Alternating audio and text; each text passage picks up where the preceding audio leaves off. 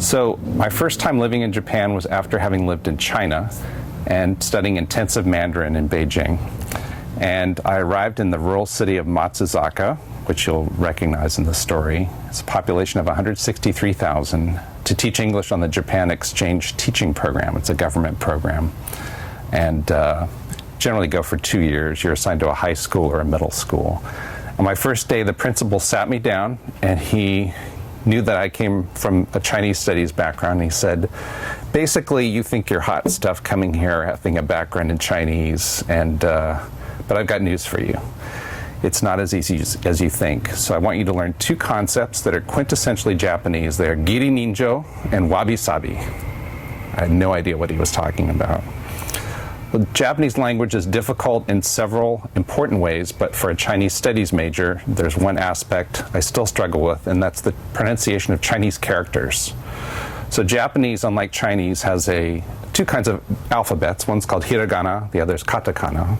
Hiragana, so you can spell things out. Hiragana is for domestic words, and katakana is for foreign words or other uses. On top of that, the Japanese do use Chinese characters. But as someone who studied Chinese first, you can't get complacent with the Chinese pronunciation. And that's because there's two distinct ways of pronouncing Chinese characters in Japanese. Why is this? Well, when the Japanese imported Chinese characters, they had their own way of speaking their own words, and when the Chinese characters were brought in, they essentially tacked on their pronunciation to a Chinese character. So imagine the word heart, right, which is an Anglo-Saxon word, and then you have the word cardio, which is Greek, right? We don't say you go to a heart doctor, you say you go to a cardiologist, right? But imagine seeing the word C-A-R-D-I-O and then pronouncing it heart. That's essentially what the Japanese did with Chinese characters. So that's why it's hard to read the Japanese a lot of times. So I'm telling you all this because language shapes our thought and how we see the world. So I tried to channel some of that complexity when I was writing I, Nausicaa. So I, Nausicaa is a story of a bespoke virus. Bespoke meaning it was designed for something, so not to be confused with the rumors about COVID being designed, because I don't believe that, but this actually was bespoke.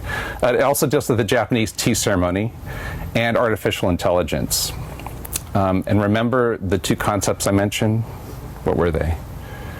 Giri ninjo and wabi-sabi, exactly. It sounds like wasabi. It's not. So those appear in the story too. I, Nausicaa begins at the end of 2020, so we're in the midst, just the pandemic is just ramping up. And there's a self-described designed being called a simulacrum. And the simulacrum is Nausicaa and goes by they. So we're in the time now of gender-neutral pronouns. We're in the time of George Floyd, Breonna Taylor, Black Lives Matter. I, Nausicaa presents biracial. I, Nausicaa is a designed being. I, Nausicaa is bemoaning the fact that they lost their close friend named Phila because of this bespoke virus right next to the train tracks. And Nausicaa's talking to themselves and saying, you know, this is, I was able to meet the designer of our simulacra beings. And, you know, when you're dealing with grief, you sometimes talk to the person who's passed away. So that's what Nausicaa is doing. So Nausicaa got to meet their designer back in 2016 when he was a robotic designer. He was living in Tokyo, and he came to San Francisco because there was an outbreak. And this is before the COVID outbreak, so this was another outbreak in San Francisco. And he came to San Francisco County Health to meet with officials about a mysterious outbreak that was killing homeless people. And County Health had learned about this treatment for similar symptoms in the Philippines. And they presented this designer, his name is Yuji, with a vial that was used to treat patients in the Philippines. And it has his company's name on it. So they want to know, can we get this to save these people who are dying in San Francisco? So another key player in the story is Kiernan McCrighton. Kiernan is a former drug addict and a harm reduction volunteer in San Francisco, and he's working on the streets. And he met Yuji back in 1991, so this is further back in Japan, when he taught English there for a brief period, and they were lovers. Kiernan happens to see Yuji at a tea ceremony demonstration in Moscone Center, and they agree to meet for dinner, but Yuji cancels at the last minute and neglects to tell Kiernan why. Yuji is living on the streets of San Francisco, Nausicaa is living on the streets of San Francisco with Phila, and again, we're back in 2016. Both are beta versions of a sentient product line designed for the U.S. in fighting in Syria. Their mission in Syria has ended, and they live out of a lean-to, so they're essentially homeless. They've been brought back from Syria. They're living homeless on the streets of San Francisco and in the Tenderloin. And they don't eat food. They recharge their batteries using Wi-Fi at a Starbucks.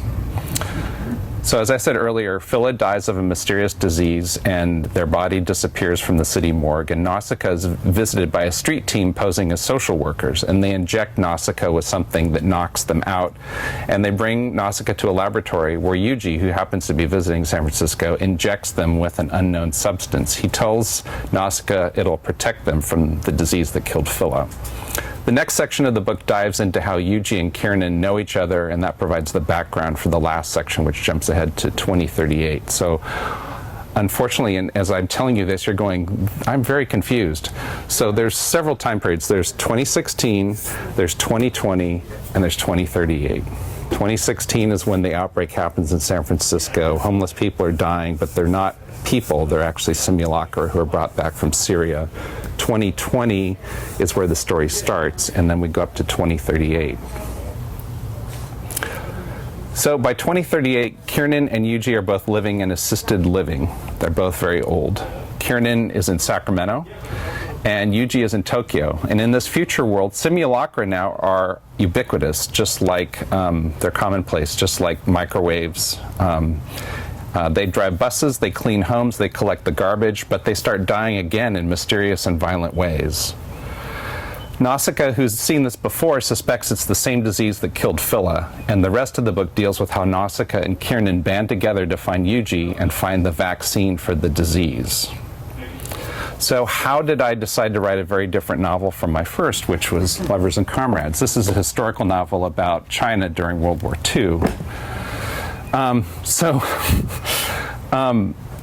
the book you end up with is very different from the one you set out to write. Previous titles of I, Nausicaa included The Town of Low Expectations, Tea and Sympathy, and The Wakizashi Secrets. So I ended up with I, Nausicaa because 2020 was the 100th year anniversary of the Czech play Rossum's Universal Robots. So that's where the word robot came from, was from this Czech play. The word robot in Czech means slave, which I didn't know.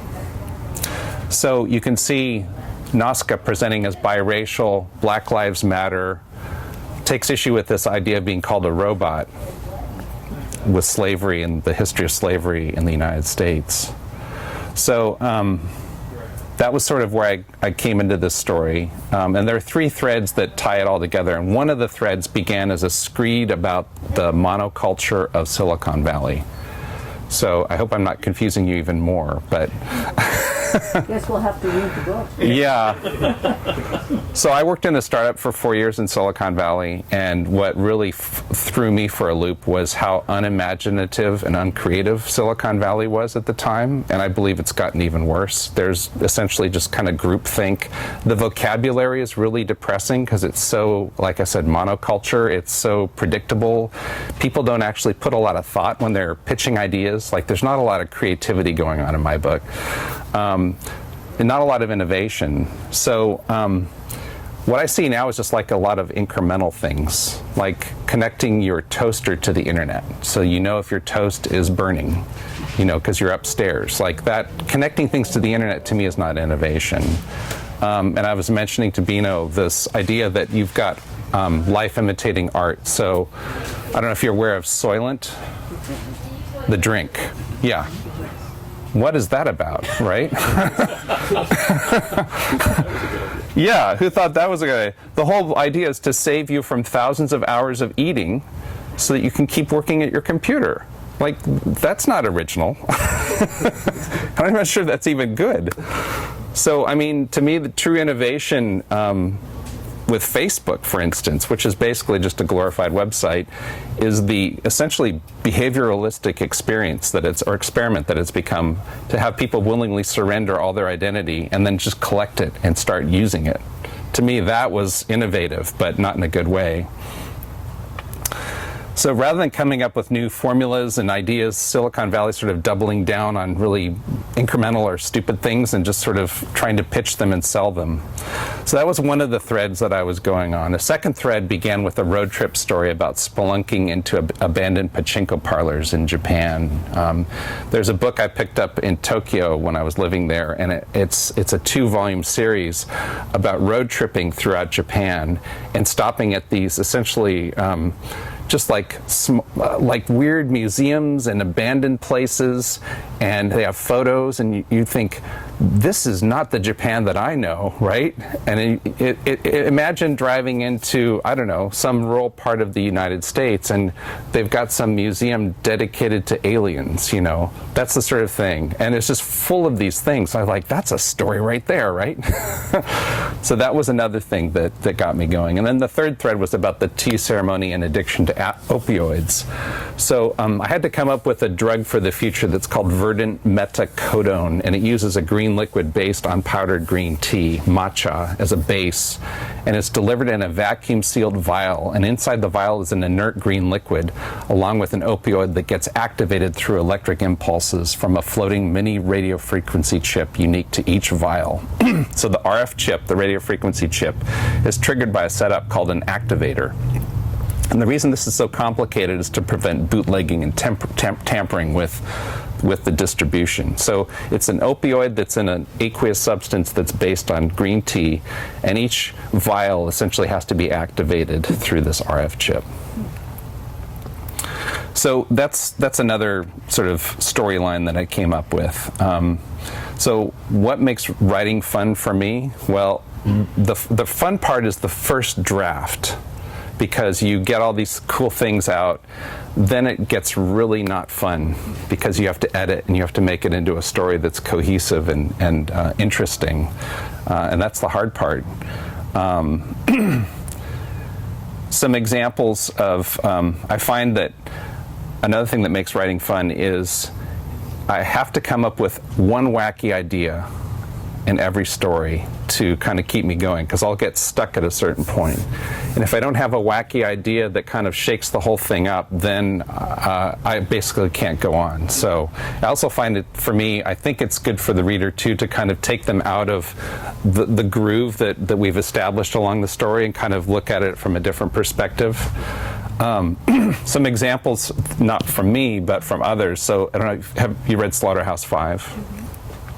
So you have this setting where you have Billy Pilgrim up in space, and they've created, you know, a recreation of a bedroom, right? And you have these aliens looking down at him. So it's, to me, that's a wacky idea that I thought was, it worked, you know. Have you read The Sympathizer by Viet Thanh Nguyen? So that's a Pulitzer Prize winning book. The main character becomes an extra in a similar movie to Apocalypse Now, and he gets to act out. Essentially, he's a survivor of the Vietnam War, and he's now in the U.S. enacting the Vietnam War. And to me, that was just a way to kind of turn the whole story on its head. So that's, to me, the wacky idea is important. A wacky idea came up with in this book is based on the movie Dark Star.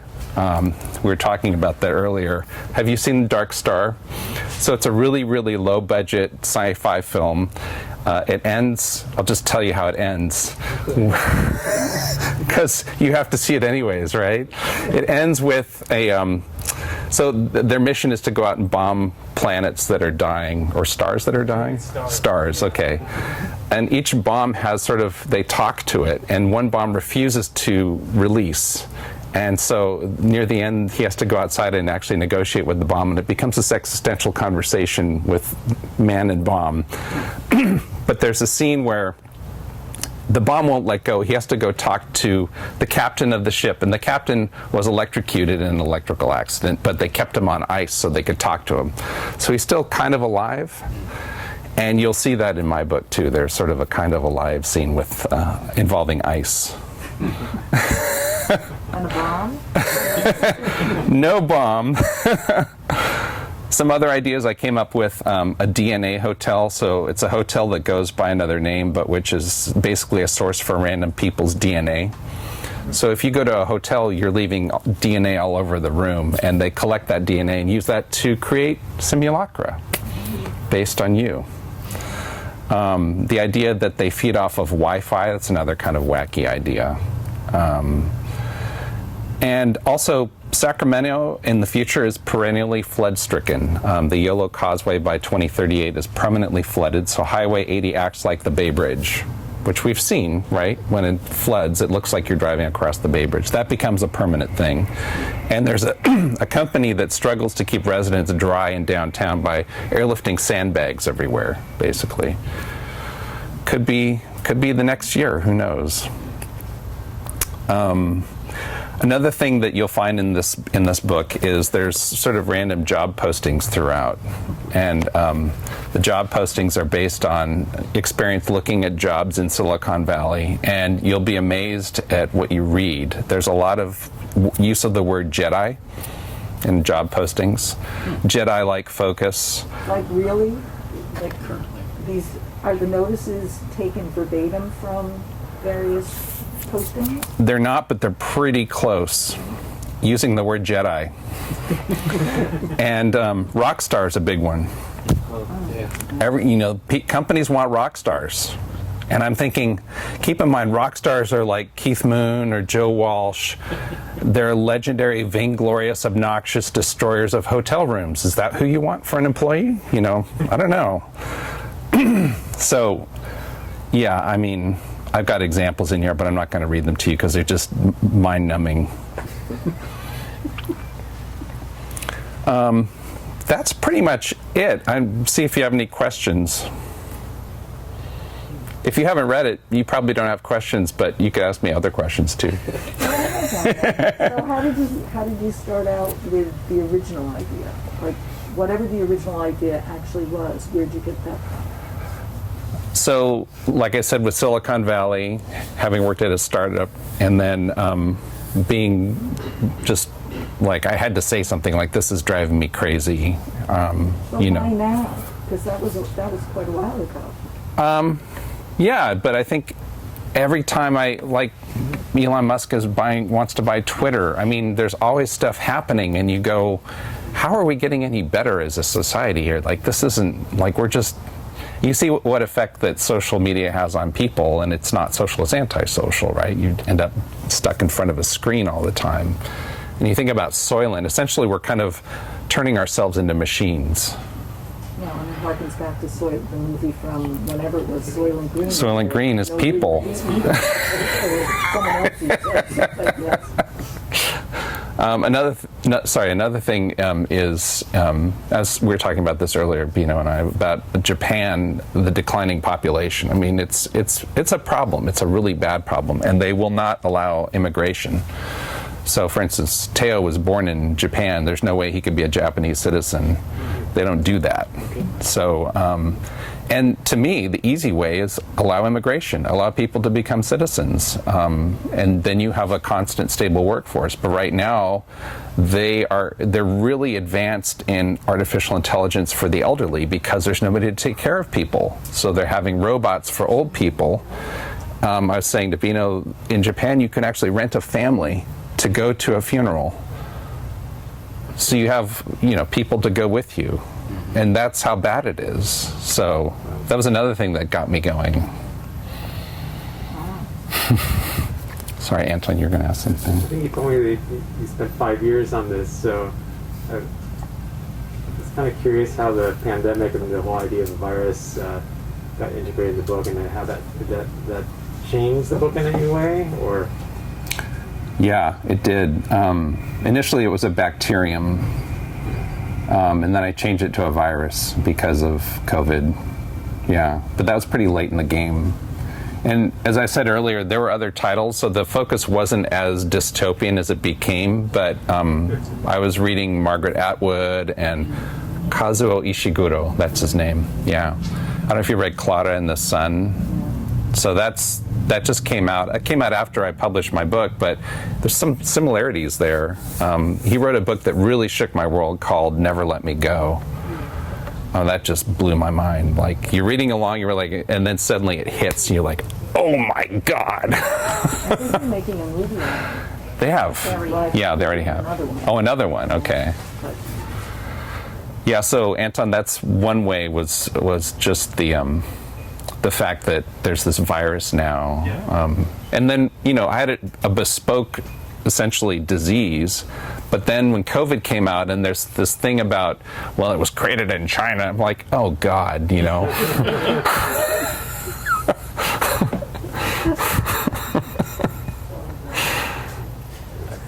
Yeah. Yeah, I was curious. I mean, Lovers and Comrades, it seems like you did a lot of historical research. I mean, there's a really strong sense of place and time, even as it spans different times. It's a really powerful part of the book.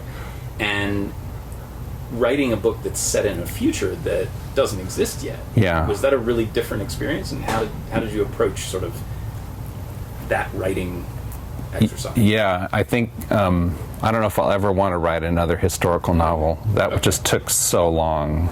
Yeah, like you said, it took a lot of research, and I think I didn't feel like I had the agency to stray too much from the historical piece.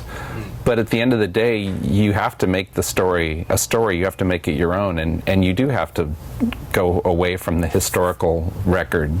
But having studied political science and history, it was really hard to do. So, like everything that came up, I'd be like, God, I gotta research that, And this is the problem, though, in writing, and this is my personal learning, and I hope you don't have to go through this, is you do a lot of research, and you want to put it in your story, and then an editor reads it and says, that can all go. Like, you don't need that. Like, the reader doesn't need to know that, And you're like, but I did the research. It's like, I don't care.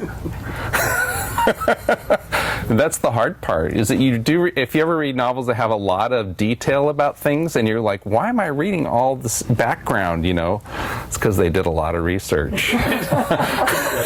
Couldn't let it go. Maybe, yeah. So speaking of editing, I know that the first book, you basically relied on your first readers. Right, yourself. right. And the second book, this book, right. You for the first time actually hired an editor. Right. So how was that different? Would you do it that way again? And do you feel that it was worth the money? It was totally worth the money, and it's a lot of money. And yes, and it was worth it. But there's different kinds of editing, as you know. So I did not pay to have a line editor. I paid to have a content editor, which is earlier in the process. But that was to kind of get the feedback. And as to save you all money when you write your novels, don't put all that research in, because that was one of the feedback points I got. Like, I had a lot of detail about stuff, even stuff that doesn't exist, but I thought, oh, they got to know like how all this worked, like the RF chip and all that. No, take it out. Yeah. Is that like a wormhole that you get into where you're like trying to like how much I explain? How do I need to say like? Yes. Yes. You're like, oh, I want to like tell you about this, or will you get it? Or does the editor basically just mix that all? It's a balancing act. Yeah. And you can get into wormholes really easy. Yeah. Yeah. I'm interested in the future piece of your book as well, so I haven't read it, so it may be evident if I'd actually read it, so excuse that. But so the pandemic is present and recent past, and AI is present and clearly going to be about the future. What other threads did you draw upon to create 2038? What other current themes were you paying attention to and decided to incorporate into your vision of the future? So the floods, and Sacramento's on the top of the list for next city to have a major flood. The aging in Japan. So when the characters go to Tokyo, they're taking the Narita Express into Tokyo from the airport. It's a long ride, and there's all sorts of ads about things that deal with aging. And then the opioid crisis is another thing. Like, how does that play out in the future? Do we ever fix that problem, or do people continue to have opioid addiction? And what does that look like? Is it shooting up with heroin, or is it a different, is it a managed program, kind of like how we have methadone or we have naloxone? Or sorry, naloxone is for stopping overdose, but anyway, buprenorphine, that's the one. That's the heroin substitute. Do you touch on politics at all, like what government leadership is like at this time, or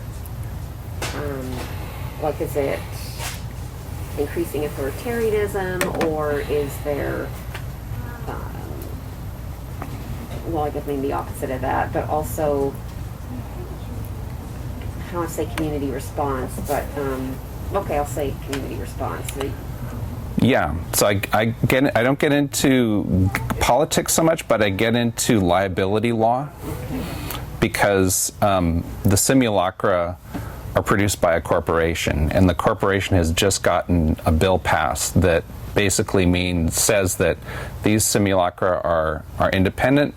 We're not liable for their behavior. If they screw up, if they kill somebody, it's theirs, it's not ours.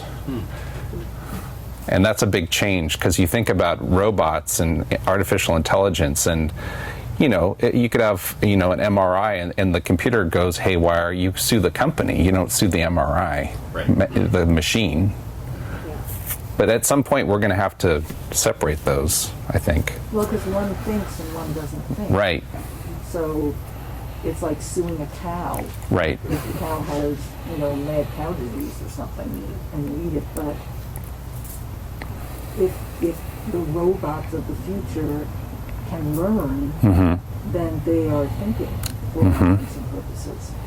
Yeah. It's just intent that then becomes the question. Did they intend for it? Right. And there's case law of suing animals. I was surprised. Really? What do people have to get as damages? I think it was a chimpanzee. Okay. Yeah. So they sued the chimp, and they didn't sue like the owner or the lab? Or Yeah, I don't know if it was successful, but I don't remember. But I mean, I had to dig into this, but of course I didn't want to write too much about case law. It's a book on it. Chimps are the fifth, so there was no. That was the first one. Well, it's really just a matter of time, because there's already been a movement created, although it hasn't been successful yet, to establish human rights to certain animals. Right. Thinking, elephants and various others. So at some point, if you're established as whatever human is, then I guess it would be expected that you would take responsibility for damage that you do. Right. I'd love to sue my cat. This is the furniture. Anton. I'm kind of curious about the process for this first draft, because all of us have been students and we run into writer's block, but if you wrote a book, of course you never have writer's block, but if you did, what do you do to get over it? Do you sit down and write 10 pages a week, or what's that? What do you do? Yeah, I think so. Writing it depends on the person, what their habits are, and I don't really have a habit because I just don't have time most of the time because work is so crazy. But I just write whenever I can. Some people are really disciplined and they write, an hour every day at 5 in.the.morning. And we're out rowing, so I'm not writing. So that doesn't work.